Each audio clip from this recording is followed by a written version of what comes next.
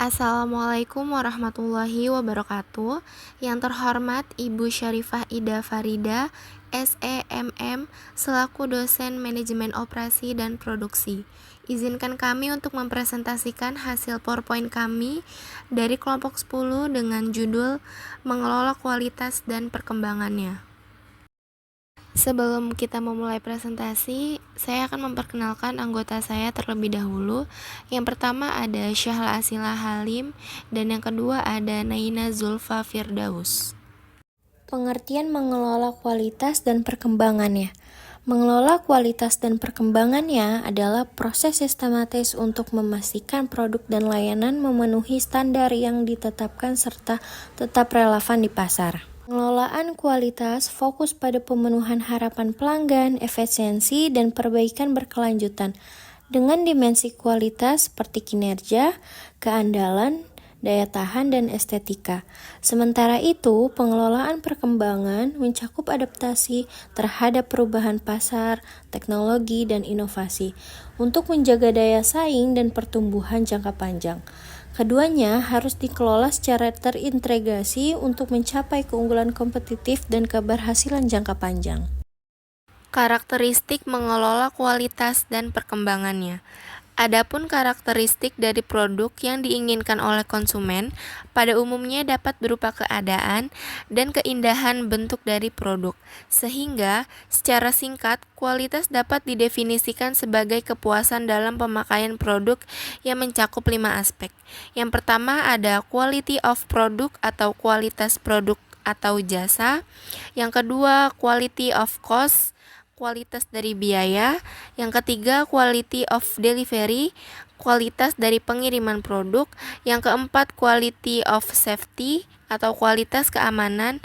Dan yang terakhir, kualitas of moral, kualitas dalam melayani konsumen. Berdasarkan definisi kualitas di atas, dapat disimpulkan bahwa kualitas didasarkan pada pengamalan aktual pelanggan terhadap barang atau jasa. Diukur berdasarkan persyaratan pelanggan, artinya bahwa dinyatakan atau tidak dinyatakan, disadari atau hanya dirasakan, secara teknis atau bersifat subjektif dapat mewakili sasaran yang bergerak dalam pasar yang penuh persaingan. Fungsi mengelola kualitas dan pengembangannya.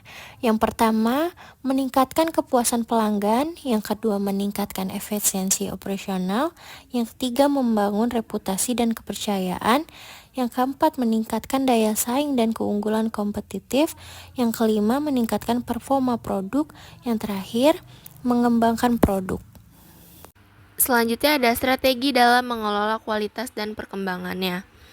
Ada 4. Yang pertama ada Total Quality Management, yaitu fokus pada peningkatan kualitas produk, jasa, dan proses secara berkelanjutan untuk meningkatkan daya saing dan kepuasan pelanggan. Yang kedua ada Quality Planning, yaitu menetapkan tujuan dan standar kualitas serta merancang proses untuk mencapainya. Yang ketiga ada Quality Improvement, yaitu meningkatkan kualitas melalui pengumpulan dan analisis data untuk memperbaiki proses. Dan yang terakhir ada Quality Control, yaitu memastikan produk memenuhi standar kualitas dengan melakukan pengecekan dan perbaikan produk yang tidak sesuai. Tantangan dan hambatan mengelola kualitas dan perkembangannya. Yang pertama, persaingan yang ketat. Yang kedua, perubahan teknologi. Yang ketiga, perubahan perilaku konsumen. Yang keempat, keterbatasan sumber daya manusia. Yang kelima, kondisi ekonomi yang tidak stabil. Bisnis harus beradaptasi dengan cepat untuk tetap kompetitif dan efisien. Konsep kualitas pelayanan merupakan faktor penilaian yang merefleksikan persepsi konsumen terhadap 5 dimensi spesifik dari kinerja layanan. Parasuraman et al. 1985 dalam Ciptono 2001-70 menyimpulkan bahwa ada 5 dimensi ServQual atau Service Quality yang dipakai untuk mengukur kualitas pelayanan seperti yang ditunjukkan pada gambar berikut. Berikut ini adalah 5 dimensi dari Service quality atau service pelayanan. Yang pertama itu ada tangibles, yaitu bukti langsung. Yang kedua ada service reliability atau kehandalan layanan. Yang ketiga ada responsive atau daya tanggap. Yang keempat ada assurance atau jaminan. Dan yang kelima ada empati. Yang pertama itu ada tangibles. Tangibles merupakan bukti nyata dari kepedulian dan perhatian yang diberikan oleh penyedia jasa kepada konsumen. Komponen-komponen dimensi tangibles meliputi penampilan fisik seperti gedung, tempat parkir, kebersihan, dan kenyamanan ruangan. Yang kedua itu ada reliability, merupakan kemampuan perusahaan untuk melaksanakan jasa sesuai dengan apa yang telah dijanjikan secara tepat waktu. Contohnya seperti jasa kurir paket yang mengantarkan paketnya kepada konsumen dengan tepat waktu. Ketiga itu ada responsiveness, merupakan kemampuan perusahaan yang dilakukan langsung oleh karyawan untuk memberikan pelayanan dengan cepat dan tanggap. Contohnya seperti pelayanan bank. Yang keempat ada assurance atau asuransi, merupakan pengetahuan dan perilaku karyawan untuk membangun kepercayaan dan keyakinan pada diri konsumen dalam mengkonsumsi jasa yang ditawarkan.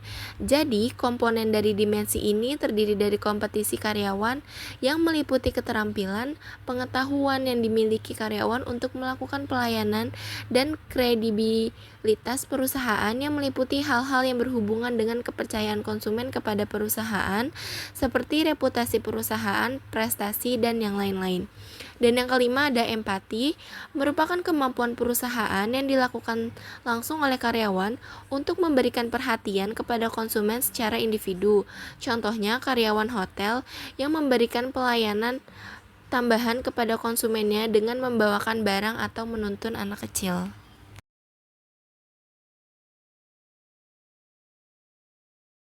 Sekian dari kelompok kami, kurang lebihnya mohon maaf. Terima kasih sudah mendengarkan. Wabillahi taufiq wal hidayah. Wassalamualaikum warahmatullahi wabarakatuh.